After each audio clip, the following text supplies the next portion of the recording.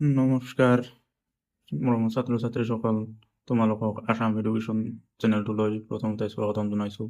আজি আমি আসাম হিষ্টৰীৰ ইম্পৰ্টেণ্ট কিছুমান কুৱেশ্যন আৰু এনচাৰৰ বিষয়ে আলোচনা কৰিম। আহক আজিৰ ভিডিঅ'টো আমি আলোচনা কৰোঁ। আসাম হিষ্টৰী অসমৰ ইতিহাস সম্পৰ্কে জানিবলৈ বহুতো উৎস আছে। তাৰে ভিতৰত তাম্ৰলিপি, শিলালিপি আদি। অসমত বৰ্তমানলৈ 39খন শিলালিপি উদ্ধাৰ হৈছে। প্ৰাচীনখন হ'ল নীলাচল পাহাৰত উদ্ধাৰ হোৱা উমাচল শিলালিপি, নাগেশ্বৰ খনিকৰ গাঁৱৰ শিলালিপি, ডুবি তাম্ৰৰ শাসন, নিধাপুৰৰ তাম্ৰলিপি ইত্যাদি। অসমৰ পুৰণি নাম কি? প্ৰাগজ্যোতিষ। ৰাজধানী প্ৰাগজ্যোতিষপুৰ। প্ৰাগজ্যোতিষ ৰাজ্যৰ প্ৰতিষ্ঠাপক কোন আছিল? ৰামায়ণৰ মতে মহীয়সী বিশ্বামিত্ৰৰ ককাদেউতাক কুশমুনিৰ পুত্ৰ অমৃতৰাজ। কামৰূপৰ পূৰ্বৰ নাম কি আছিল? ধৰ্মাৰণ্য।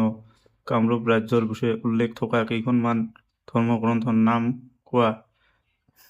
উত্তৰ: কালিকা পুৰাণ আৰু যোগনীতন্ত্ৰ। কামৰূপ ৰাজ্যত থকা এখন উল্লেখযোগ্য নদীৰ নাম কোৱা? কৰতোৱা নদী। প্ৰাগজ্যোতিষপুৰ নামটো কেতিয়াৰ পৰা তল পৰিবলৈ ধৰে? খ্ৰীষ্টীয় ৪ৰ্থ-৫ম শতিকামানৰ পৰা।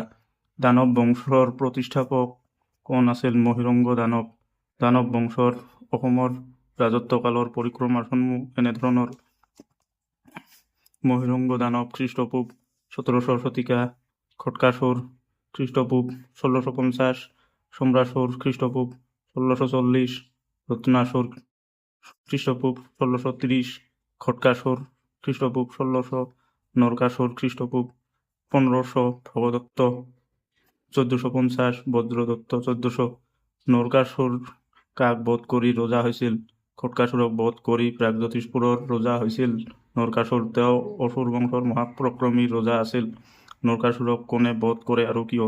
ভগৱান শ্ৰীকৃষ্ণই। কাৰণ নৰকাসুৰ মাক কামাখ্যা দেৱীৰ ৰূপত ভল গৈছিল আৰু তাৰ বাবে তেওঁ বহুতো অত্যাচাৰ কৰিছিল। নৰকাসুৰৰ পিছত কোন ৰজা হয়? নৰকাসুৰৰ পুত্ৰ ভগদত্ত খ্ৰীষ্টপূব ১৪১০ শতিকাত। মহাভাৰতৰ যুদ্ধত অসমৰ কোনজন ৰজাই ভাগ লৈছিল? ৰজা ভগদত্তই। কৌৰৱৰ পক্ষলৈ ৰজা ভগদত্ত অৰ্জুনক প্ৰয়োগ কৰা অস্ত্ৰবিধৰ নাম কি আছিল? উত্তৰ: অমোঘ বৈষ্ণৱ অস্ত্ৰ। প্ৰশ্ন নম্বৰ ১৫। ভগদত্তৰ বীৰত্বৰ কথা মহাভাৰতৰ ক'ত উল্লেখ পোৱা যায়? মহাভাৰতৰ দ্ৰোণ পৰ্বত। ভগদত্তৰ জীয়ৰী ভানুমতীক কোনে বিয়া কৰাইছিল? দুৰ্যোধন। গুৱাহাটীৰ দীঘলী পুখুৰীটো কোনে খান্দিছিল? ভগদত্তই ভানুমতীৰ স্বয়ম্বৰৰ সময়ত খান্দিছিল। কুৰুক্ষেত্ৰৰ যুদ্ধত ভাগ লোৱা অসমৰ দুজন বীৰৰ নাম কোৱা? ভগদত্ত কৌৰৱৰ হৈ আৰু ঘটোৎকচ পাণ্ডৱৰ হৈ। নৰকাসুৰৰ সমসাময়িক ৰজা কোন আছিল? শোণিতপুৰৰ বান ৰজা। হৰিহৰৰ যুদ্ধ কাৰ কাৰ মাজত হৈছিল? শ্ৰীকৃষ্ণ আৰু বান ৰজা। মহাদেৱ হৰ বান ৰজাৰ ফালে হৈ। ঘটোৎকচৰ মাকৰ নাম কি আছিল? মণিপুৰৰ জীয়ৰী হিড়িম্বা। হিড়িম্বাৰ কাৰ লগত বিয়া হৈছিল? ভীমৰ লগত। বান ৰজা কাৰ পুত্ৰ আছিল? শোণিতপুৰৰ প্ৰখ্যাত ৰজা মহাদানী বলিৰ পুত্ৰ আছিল। ৰুক্মিণী কাৰ জীয়ৰী আছিল? ভীষ্মক ৰজাৰ।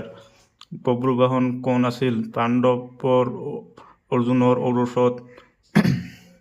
মণিপুৰৰ ৰজা চিত্ৰবাহনৰ কন্যা চিত্ৰংগদাৰ পুত্ৰ। অসমৰ ইতিহাসক আমি কেইটা ভাগত ভগাব পাৰি?